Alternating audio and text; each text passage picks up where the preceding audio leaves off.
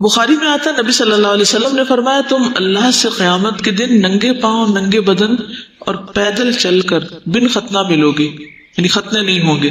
آپ نے دیکھا ہوگا کہ جب کمپیوٹر ڈیڈ ہو جاتا ہے اور آپ کو ریسٹور کرنا پڑتا ہے یا ری فارمیٹ کرتے ہیں تو جو انیشل پروگرام ہوتا ہے وہ تو آ جاتا ہے، لیکن آپ کی اپلیکیشنز جو ایکسٹرا ڈالی ہوئی ہوتی ہیں یا پھر آپ کی اپنی فائلز جو ہوتی ہیں اس میں وہ کدھر جاتی ہیں؟ وہ ختم ہو جاتی، کرپٹ ہو جاتی، ڈیلیٹ ہو جاتی، تو جو اصل ہے وہ باقی رہتی۔ تو انسان اپنی اصل پر فزیکلی بھی اٹھے گا اور اسی طرح نیت بھی، جو اصل اس کی حقیقی سچی نیت ہوگی اس پر اٹھے گا۔ کچھ لوگوں کا سوار ہو کر پہنچنا، کچھ تو پیدل جا رہے ہوں گے اور کچھ سوار ہوں گے۔ نبی صلی اللہ علیہ وسلم نے فرمایا لوگوں کا حشر 3 فرقوں میں ہوگا، 3 گروپس میں۔ ایک طرح کے لوگ رغبت کرنے والے اور ڈرنے والے ہوں گے، راغبین راہبین، رغبا و رہبا، قرآن میں صفت آتی ہے نا پیغمبروں کی، یعنی جو رغبت کے ساتھ اللہ کی طرف بڑھیں اور ڈرتے ہوئے اللہ کو پکاریں، اللہ کی عبادت کریں۔ دوسرا وہ لوگ جو ایک اونٹ پر 2 آدمی سوار ہوں گے اور کسی اونٹ پر 3 ہوں گے، کسی اونٹ پر 4 ہوں گے اور کسی پر 10 ہوں گے، ٹھیک ہے۔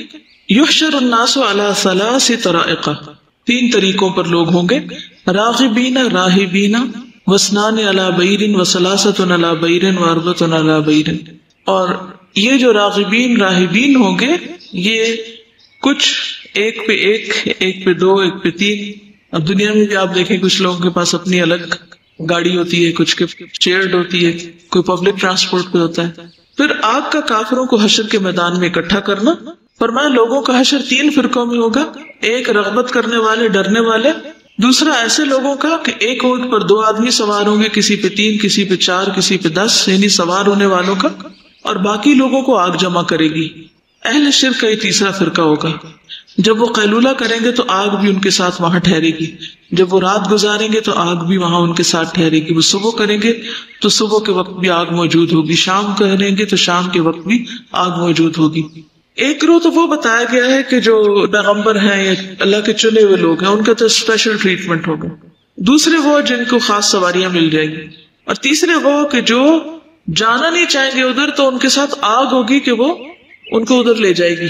ایک بات اور بھی سمجھ آ رہی ہے کہ قیامت کے دن انسان کو جہاں اس کے حساب کی جگہ وہاں تک چل کے جانا پڑے گا، یہ سفر کرنا پڑے گا، اور گروپس میں بھی لوگ جا رہے ہوں گے۔ میرے سامنے تو جب میں پڑھ رہی تھی تو مجھے تو حج کا منظر ہی نظر آ رہا تھا، بار بار حج کا خیال آ رہا تھا مجھے۔ وہاں پر کچھ لوگ پیدل حج کر رہے ہوتے ہیں، کچھ لوگ سواریوں پر ہوتے ہیں، اور کچھ لوگ VIP قسم کی سواریوں پر ہوتے ہیں جو بادشاہوں کے مہمان ہوتے ہیں، اور کچھ لوگوں نے اپنے پیکج بہت اچھے لیے ہوتے ہیں، اور کچھ لوگ ایسے ہوتے ہیں کہ جو بیچارے پیدل حج کرتے ہیں، کچھ بھی افورڈ نہیں کر سکتے۔ اس کا یہ مطلب نہیں کہ بیچارے کا مطلب یہ کہ وہ کوئی نعوذ باللہ عمل یا تقویٰ کے اعتبار سے، یعنی وسائل کے اعتبار سے، اور کئی لوگ خود آپٹ کرتے ہیں۔ آپ کو پتہ یہ مجھے پچھلے دنوں کسی نے بتایا کہ شیخ شرائم جو ہے یہ کسی گروپ کسی کے ساتھ حج نہیں کرتے، وہ اپنا سامان خود اٹھا کے پیدل جاتے ہیں، لیکن وہ بیچارے تو نہ ہوئے، اتنا بڑا اللہ نے ان کو اعزاز دیا ہے، حرم کی امامت کرتے ہیں لیکن اپنی خوشی سے پیدل جاتے ہیں، اکیلے اللہ کو یاد کرتے جاتے ہیں، چلتے جاتے ہیں۔ تو یہ تو ہر ایک کی اپنی چوائس ہے، لیکن میں صرف بتا رہی ہوں کہ جو گراؤنڈ ریالٹی ہے کہ یہ گروپس بہرحال موجود ہیں دنیا میں بھی، لیکن یہی گروپ وہاں نہیں ہوں گے، اس طرح وہاں کے گروپس فرق ہوں گے۔ حج گروپس ہوتے ہیں نا، اور جب آپ بکنگ کرا رہے تو بھی پوچھتے کون سا پریمیم پیکج چاہیے، کون سا چاہیے، جتنا پے کرو گے اتنا ہی۔ تو وہاں کی کرنسی کیا ہے؟ آخرت کی اعمال، اس کے مطابق کچھ لوگ چہرے کے بل اٹھائے جائیں گے۔ ایک صحابی نے کہا اللہ کے نبی صلی اللہ علیہ وسلم، روز محشر کافروں کو ان کے چہرے کے بل کس طرح جمع کیا جائے گا؟ چہرے کے ساتھ کیسے چلیں گے؟ فرمایا وہ ذات جس نے انہیں دنیا میں 2 پاؤں پہ چلایا، کیا وہ اس پہ قادر نہیں کہ قیامت کے دن انہیں چہرے کے بل چلا دے؟ قتادہ نے کہا ضرور ہے، ہمارے رب کی عزت کی قسم، بے شک وہ منہ کے بل چلا سکتا ہے۔ پھر منہ کے بل گھسٹ کر میدان تک جا پہنچنا۔ نبی صلی اللہ علیہ وسلم نے فرمایا تم قیامت کے دن پیدل اور سوار اٹھائے جاؤ گے، اور کچھ لوگ ایسے بھی ہوں گے جنہیں منہ کے بل گھسیٹا جائے گا۔ کبھی کسی کی لاش کو گھسیٹے جاتے ہوئے دیکھا ہے؟ متکبر چیونٹیوں کی شکل میں ہوں گے، چھوٹے چھوٹے، لیکن ان کی شکلیں انسان جیسی ہوں گی۔ ہر حقیر چیز ان سے بلند ہوگی، یہاں تک کہ وہ جہنم کے ایسے قید خانے میں داخل ہو جائیں جس کا نام بلس ہے، ان لوگوں پر آگ چھائے گی، انہیں طینۃ الخبال اہل جہنم کی پیپ جمع کی ہوئی پلائی جائے گی۔ کچھ لوگ اندھے اٹھائے جائیں گے، کچھ پتہ ہے کون ہے وہ؟ جس نے قرآن پاک کو پڑھا، یاد کیا، پھر بلا دیا۔ وَنَحْشُرُهُ يَوْمَ الْقِيَامَةِ أَعْمَى قَالَ رَبِّ لِمَ حَشَرْتَنِي أَعْمَى وَقَدْ كُنْتُ بَصِيرًا قَالَ كَذَلِكَ أَتَتْكَ آيَاتُنَا فَنَسِيتَهَا وَكَذَلِكَ الْيَوْمَ تُنْسَى۔ سورۃ الاسراء میں آتا ہے وَنَحْشُرُهُمْ يَوْمَ الْقِيَامَةِ عَلَى وُجُوهِهِمْ عُمْيًا وَبُكْمًا وَصُمًّا مَأْوَاهُمْ جَهَنَّمُ كُلَّمَا خَبَتْ زِدْنَاهُمْ سَعِيرًا۔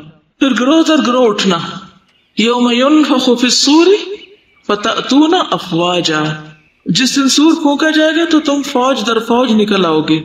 ساری مخلوق کا اکٹھا ہونا، کسی فرد کا بھی باقی نہ رہنا، ایک بھی نہیں بچے گا۔ وَيَوْمَ نُسَيِّرُ الْجِبَالَ وَتَرَى الْأَرْضَ بَارِزَةً وَحَشَرْنَاهُمْ فَلَمْ نُغَادِرْ مِنْهُمْ أَحَدًا، کسی ایک کو بھی ہم نہیں چھوڑیں گے، سب کو اکٹھا کر لیں گے۔ سائق اور شہید کا ساتھ ہونا، جب سور پھونکا جائے گا وَنُفِخَ فِي الصُّورِ ذَلِكَ يَوْمُ الْوَعِيدِ وَجَاءَتْ كُلُّ نَفْسٍ مَعَهَا سَائِقٌ وَشَهِيدٌ لَقَدْ كُنْتَ فِي غَفْلَةٍ مِّنْ هَذَا فَكَشَفْنَا عَنْكَ غِطَاءَكَ فَبَصَرُكَ الْيَوْمَ حَدِيدٌ۔ جب سور پھونکا جائے گا تو کہا جائے گا یہی یوم وعید ہے، اس دن ہر شخص اس حال میں آئے گا کہ اس کے ساتھ ایک ہانکنے والا اور ایک گواہی دینے والا ہوگا، اور یہ فرشتے ہوں گے۔ ظاہر ہے بلا شبہ تو اس دن سے غافل رہا، سو آج ہم نے تیری آنکھوں سے پردہ ہٹا دیا اور آج تیری نگاہ خوب تیز ہے، سب نظر آ رہا ہے۔ دنیا میں اندھے بنے ہوئے تھے لیکن یہاں سب حقیقت کھل گئی۔ پھر حدیث میں آتا ہے، صحیح الجامع کی حدیث ہے، الشام ارض المحشر والمنشر، یعنی شام کا علاقہ ارض مقدس اکٹھا ہونے اور بکھرنے کی جگہ ہے، یعنی اس طرف سب لوگ وہاں سے اکٹھ ہونا شروع ہوگا۔ زمین آسمان کی شکل تبدیل ہو جائے گی، یوم تبدل الارض غیر الارض والسماوات۔ حدیث میں آتا ہے قیامت کے دن لوگوں کا حشر سفید اور سرخی آمیز زمین پر ہوگا، یعنی سرخی مائل زمین پر، جیسے میدے کی روٹی صاف اور سفید ہوتی، اس زمین پر کسی چیز کا کوئی نشان نہ ہوگا۔ یہ سمجھے جیسے اسکرین ہوتی، کمپیوٹر کی اسکرین ہے اور اس کے اوپر حرف پر کتنے واضح ہو جاتے ہیں، ایسے ہی زمین بالکل سفید ہوگی اور لوگ جو اس میں کھڑے ہوں گے وہ بالکل واضح نظر آ رہے ہیں، کوئی ٹیلا درخت پہاڑ نہیں ہوگا کہ کسی چیز کے پیچھے کوئی چھپ سکے یا کوئی کسی انسان کے پیچھے چھپ جائے۔ اچھا یہ بتائیے کہ حشر کا دن کتنا لمبا ہوگا؟ ہماری یہ دنیا کی زندگی کتنے دن ہے، اس کے مقابلے میں کیا ریشو بنتی؟ آپ کو ہوتے کہ چند گھنٹے ہمیں کہیں بیٹھنا کھڑے ہونا کتنا مشکل لگتا ہے، کب فارغ ہوں گے، کب ختم ہوگا یہ سب، کب جان چھوٹے گی۔ عبداللہ بن عمر کہتے ہیں رسول اللہ صلی اللہ علیہ وسلم نے یہ آیت تلاوت کی، یوم یقوم الناس لرب العالمین، اور فرمایا اس وقت تمہارا کیا حال ہوگا جب اللہ تمہیں 50,000 سال کے لیے اس طرح اکٹھا کرے گا جس طرح تیر کو کمان میں ڈالا جاتا ہے، اور اللہ تعالیٰ تمہاری طرف اتنا عرصہ نظر بھی نہیں کرے گا۔ کہتے ہیں الانتظار اشد من الموت، انتظار جو ہے وہ موت سے بھی سخت ہوتا ہے۔ لیکن اس دن کچھ لوگ کہاں انتظار کر رہے ہوں گے، کہاں بیٹھے ہوں گے؟ عرش کے سائے تلے بیٹھے ہوں گے، اور کچھ لوگ چیونٹیوں کی طرح رول رہے ہوں گے، ذلیل ہو رہے ہوں گے، کچھ لوگ اندھے ہوں گے۔ اب آپ دیکھیے کہ اندھا یعنی جو دنیا میں دیکھ نہ سکے اس کے لیے زندگی اور بھی مشکل ہو جاتی، تو قیامت کے دن بھی کچھ دیکھ نہیں سکیں گے لیکن وہ ہال سارا محسوس کر رہے ہوں گے۔ نبی صلی اللہ علیہ وسلم نے فرمایا اللہ تعالیٰ اگلوں اور پچھلوں کو کھڑے ہونے کی حالت میں ایک مقررہ دن کے لیے جمع کرے گا جس کا ایک دن 40 سال کا ہوگا۔ ان کی آنکھیں پھٹی ہوئی ہوں گی اور اوپر اٹھی ہوئی ہوں گی، وہ مقدمہ کے فیصلوں کا انتظار کر رہے ہوں گے۔ اب ٹوٹل مدت تو اتنی ہے لیکن یہاں پر 40 سال کا ذکر بھی آتا ہے، تو ہو سکتا ہے کچھ لوگوں کے لیے وہ کم ہو یا ان کو محسوس کم ہو، مومن کے لیے وہ مدت کم ہو جائے گی، جیسے ایک اور حدیث میں آتا ہے جیسے سورج ڈھلنے سے غروب ہونے تک، یعنی ظہر سے لے کے مغرب تک کا وقت ہوتا ہے، ان کو جلدی فارغ کر دیا جائے گا۔ سورج انتہائی قریب ہوگا، ہر ایک کو پسینہ آ رہا ہوگا اور ہر کوئی اپنے اعمال کے مطابق پسینے میں غرق ہوگا، کچھ کے گھٹنوں تک، کسی کی کمر تک، کسی کے منہ میں پسینے کی لگام ہوگی، یعنی منہ میں ڈوب رہا ہوگا وہ ایک طرح سے۔ نبی صلی اللہ علیہ وسلم نے فرمایا قیامت کے دن لوگ پسینے میں شرابور ہو جائیں گے، حالت یہ ہو جائے گی کہ تم میں سے ہر کسی کا پسینہ زمین پر 70 ہاتھ تک پھیل جائے گا اور منہ تک پہنچ کر کانوں کو چھونے لگے گا. ہر ایک کو پسینہ آئے گا. دنیا میں آپ دیکھیں کہ جو گرمی ہوتی ہے وہ تو ہوتی ہے، لیکن جب پسینہ آنے لگتا ہے تو پھر کتنی عجیب گھبراہٹ ہو جاتی ہے، اور اس وقت اگر انتظار بھی کرنا پڑے تو اور کتنی مشکل ہو جاتی ہے. اس وقت سب لوگ پسینے کی لگام منہ میں ڈالے ہوں گے. مسلمان پر تو وہ زکام کی طرح ہوگا اور کافر پر موت جیسی کیفیت طاری ہو جائے گی. اتنا گھبراہٹ ہوگی اس کو جیسے مرنے لگے، اور مومن کے لیے جیسے اسے زکام لگ گیا ہو. آپ دیکھیے کہ جو زکام کی کیفیت ہوتی ہے وہ بھی آسان ہوتی ہے، جیسے اس میں تو پورا بدن ٹوٹ رہا ہوتا ہے اور جیسے بخار چڑھا ہوا ہے اور کچھ سوچ نہیں رہا. اور نبی صلی اللہ علیہ وسلم نے فرمایا تمہیں قیامت کے دن جمع کیا جائے گا اور کچھ لوگوں کو جہنم کی طرف لے جایا جائے گا.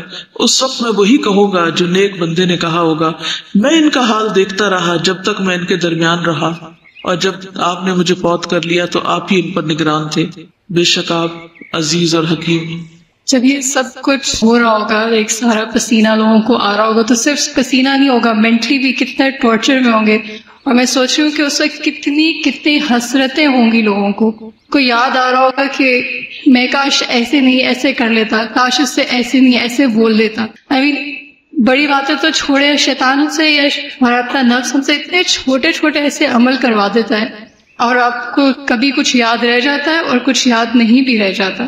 اسی لیے اس کو یوم الحسرہ بھی کہا گیا ہے. اب سمجھ آتی ہے کہ اس وقت جب یہ سب کچھ ہو رہا ہے 50,000 ایئرس کا اگر ایک دن ہے، کتنا سلو وہ پیریڈ ہوگا. کیونکہ جو لوگ اچھے ہوں گے ان کو اچھی جگہ پر رکھا جائے گا، تو ان کو دیکھ دیکھ کے حسرت کر رہے ہوں گے نا. کہ آپ نے دیکھا ہوگا کہ جب حج کرتے ہیں نا تو کچھ لوگ کی گاڑیاں زوم کر کے گزر جاتی ہیں اور کچھ لوگ بےچارے دھوئیں میں کھڑے رہتے ہیں. تو اس وقت انسان کو ہوتا ہے کہ یہ کون خوش قسمت ہے کہ جو پہنچ گئے اپنی منزل پر، ہم کہاں ہیں، ہم کیوں نہیں پہنچ پائے. تو وہاں بھی دیکھ کے کیسی کیسی حسرتیں ہو رہی ہوں گی، یہ کتنے بلند مقام پہ پہنچ گئے اور ہم نے کیا کیا، ہم بھی تو ساتھ ہی تھے دنیا میں. رسول اللہ صلی اللہ علیہ وسلم نے فرمایا تمہیں معلوم بھی ہے یہ کون سا دن ہوگا؟ اس دن دنیا کے شروع سے قیامت کے دن تک کی ساری خلقت ایک چٹیل میدان میں جمع ہوگی، اور ایک پکارنے والے کی آواز سب کے کانوں تک پہنچ سکے گی اور ایک نظر سب کو دیکھ سکے گی. سورج بالکل قریب ہو جائے گا، لوگوں کی پریشانی اور بے قراری کی کوئی حد نہ رہے گی جو برداشت سے باہر ہو جائے گی. لوگ آپس میں کہیں گے دیکھتے نہیں کہ ہماری کیا حالت ہو گئی ہے، کیا کوئی ایسا بندہ نہیں جو اللہ کی بارگاہ میں تمہاری شفاعت کرے؟ بعض لوگ بعض سے کہیں گے کہ آدم علیہ السلام کے پاس جانا چاہیے، چنانچہ سب لوگ ان کی خدمت میں حاضر ہوں گے. عرض کریں گے آپ انسانوں کے باپ ہیں، اللہ تعالیٰ نے آپ کو اپنے ہاتھ سے پیدا کیا اور اپنی طرف سے آپ نے روح پھونکی، فرشتوں کو حکم دیا، انہوں نے آپ کو سجدہ کیا، اس لیے آپ رب کے حضور میں ہماری شفاعت کر دیں کہ حساب شروع کر دیا جائے. آپ دیکھ رہے ہیں کہ ہم کس حال کو پہنچ گئے ہیں. آدم علیہ السلام کہیں گے آج میرا رب انتہائی غضبناک ہے، اس سے پہلے اتنا غضبناک کبھی نہیں ہوا اور نہ آج کے بعد اتنا غضبناک ہوگا. اللہ تعالیٰ نے مجھے ایک درخت سے روکا تھا لیکن میں نے اس کی نافرمانی کی. نفسی نفسی نفسی، مجھے اپنی فکر ہے، تم کسی اور کے پاس جاؤ. ہاں نوح علیہ السلام کے پاس جاؤ. لوگ وہاں جائیں گے، عرض کریں گے اے نوح آپ سب سے پہلے پیغمبر ہیں جو اہل زمین کی طرف بھیجے گئے، اولو العزم پیغمبروں میں سے. آپ دیکھ رہے ہیں ہم کس حال کو پہنچ گئے. حضرت نوح بھی یہی کہیں گے آج میرا رب اتنا غضبناک ہے کہ اس سے پہلے اتنا غضبناک نہ کبھی ہوا اور نہ آئندہ کبھی ہوگا. مجھے ایک دعا کی قبولیت کا یقین دلایا گیا تھا جو میں نے اپنی قوم کے خلاف کر لی. نفسی نفسی نفسی، آج مجھے اپنے ہی نفس کی فکر ہے. تم میرے سوا کسی اور کے پاس جاؤ، ابراہیم علیہ السلام کے پاس جاؤ.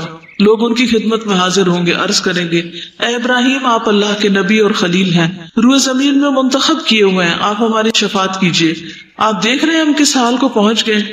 ابراہیم علیہ السلام بھی کہیں گے آج میرا رب بہت غضبناک ہے، اتنا کہ اس سے پہلے کبھی نہ ہوا اور نہ آئندہ ہوگا.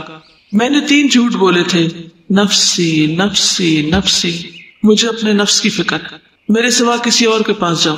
موسیٰ کے پاس جاؤ. موسیٰ علیہ السلام کی خدمت میں لوگ حاضر ہوں گے، عرض کریں گے اے موسیٰ آپ اللہ کے رسول ہیں، اللہ نے آپ کو اپنی طرف سے رسالت اور کلام سے سرفراز کیا، آپ ہماری شفاعت اپنے رب کے حضور کریں. آپ دیکھ رہے ہیں کہ ہم کس حالت کو پہنچ چکے ہیں، اس وقت ہمارا کیا حال ہو رہا ہے. موسیٰ علیہ السلام کہیں گے آج اللہ تعالیٰ بہت غضبناک ہے، اس سے پہلے نہ اتنا کبھی غضبناک ہوا اور نہ بعد میں ہوگا. میں نے ایک شخص کو قتل کر دیا تھا حالانکہ اللہ کی طرف سے مجھے اس کا کوئی حکم نہیں ملا تھا. نفسی نفسی نفسی، مجھے اپنی فکر لگی، میرے سوا کسی اور کے پاس جاؤ. عیسیٰ علیہ السلام کے پاس جاؤ. لوگ وہاں جائیں گے. عیسیٰ علیہ السلام سے کہیں گے آپ اللہ کے رسول اور اس کا کلمہ ہے جسے اللہ نے مریم علیہ السلام پہ ڈالا تھا. اللہ کی طرف سے ایک روح ہے. آپ نے بچپن میں ماں کی گود میں ہی لوگوں سے بات کی تھی. ہماری شفاعت کیجیے. آپ دیکھ رہے ہیں ہماری کیا حالت ہو چکی ہے. حضرت عیسیٰ بھی کہیں گے میرا رب آج اس درجہ غضبناک ہے، اس سے پہلے کبھی غضبناک نہ ہوا اور نہ کبھی ہوگا. وہ اپنی کسی لغزش کا ذکر نہیں کریں گے لیکن اتنا کہیں گے نفسی نفسی نفسی، میرے سوا کسی اور کے پاس چلے جاؤ. ہاں محمد کے پاس چلے جاؤ. سب لوگ محمد صلی اللہ علیہ وسلم کی خدمت میں حاضر ہوں گے. عرض کریں گے اے محمد صلی اللہ علیہ وسلم، آپ اللہ کے رسول اور سب سے آخری پیغمبر ہیں. اللہ تعالیٰ نے آپ کے اگلے پچھلے گناہ معاف کر دیے. اپنے رب کے حضور میں ہماری شفاعت کیجیے. آپ دیکھ رہے ہیں ہم کس حالت کو پہنچ چکے ہیں. آپ نے فرمایا آخر میں آگے بڑھوں گا اور عرش تلے پہنچ کر اپنے رب عز و جل کے آگے سجدے میں گر پڑوں گا.